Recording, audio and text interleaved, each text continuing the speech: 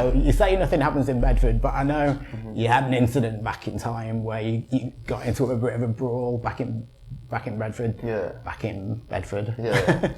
You got some damage from that. You were in hospital from that fight, right? Yeah. And I've heard you say that was a moment that kind of changed your life a little bit, and for sure, and almost encouraged you to take this path that you're on. Yeah, for sure. Like that was a big traumatic time in my life, especially being like I was 17, 18 and got put in hospital, jaw broken, face smashed up, and that was really when I was like, I need to start to write about what's going on in my head, because that's the only way I could kind of verbally talk about my problems without sitting in front of like a shrink or something like that. Because I tried that, but it just didn't work for me.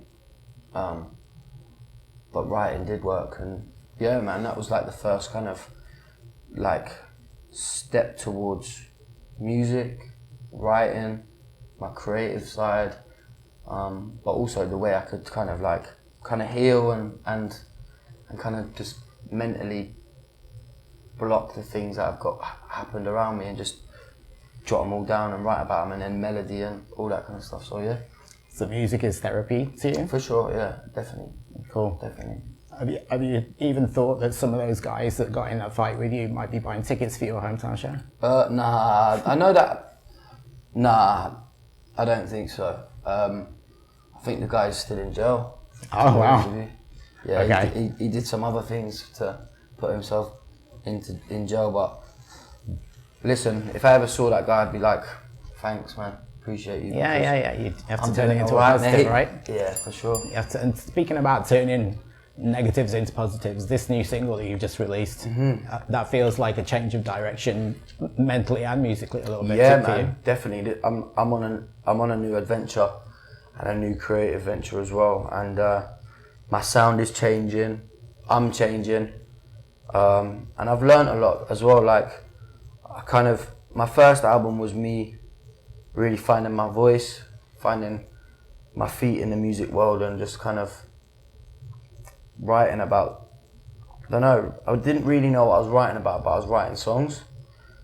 My second album came out and I knew what kind of artist I wanted to be at that point, and I really knew what I was going to write about. So me writing my second album was the album that everybody says is going to be the hardest album. I was like, that was the easiest album I'd ever been involved with, because I knew exactly what I wanted to do, and knew what I wanted to say.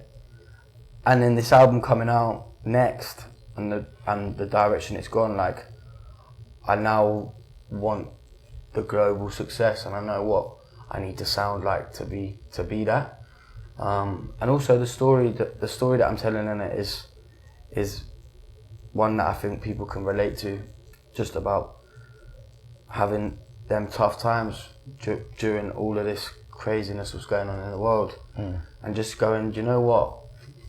I think right now, all I want to be is colourful, happy, fun, exciting, and I put that into my music, and that's changed where my music is heading, and the direction and the sound of it as well. So yeah, I'm excited. Yeah, so does this single like give a clue to what the rest of the album is like, or are there any surprises on there? Kind of. I think it's definitely all upbeat, most of it, and I think this is Remind Me is just the taster of. I didn't want to put a song that was completely like, whoa, where Tom's gone into third album and he's like, what the hell is this? But I think for me it's the gradual build, and it sets me up so nicely for the second single, because yeah, the second single's it's different for sure. Yeah. So what music was kind of involved in your life as you were growing up? Loads of different music, man.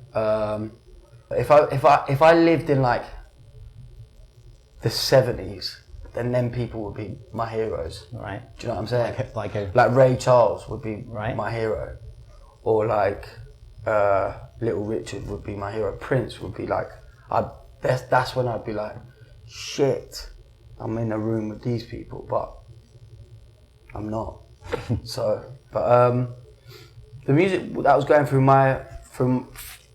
with me was probably hip hop, Rap. Listen to like I love pop music. Blues, soulful music. So yeah, like all sorts of different music, man. And that's what's great about your music, is you can see all those influences kind of colliding into what you do. Yeah. Like there's definitely elements of hip hop there. I can see the soul and the blues in there, especially with your voice. Yeah. I sound a bit like you today. I'm a bit crazy. Yeah. So am I, man. So am I. I've been singing for days on end, but yeah. And what about new music? Do you keep up with like what's going on around you, your contemporaries? Yeah, for sure. Like I think it's important to keep up to date and see what's happening and yeah, I'm a fan of a few people right now. Who's exciting you these days? Tate McRae. Yeah. She's sick. I'm a massive fan of like Dua, but she's smashing life. Jack Harlow. Yeah. Little Nas X. I think he's like changed hip hop pop. There's some great people. Mimi Webb from England. Yeah, there's some really good artists right now. So you've got quite a tour ahead of you. You're going to be all over the place, especially in the US. Is there any spots you're excited about the most? What, in the US? Anyway.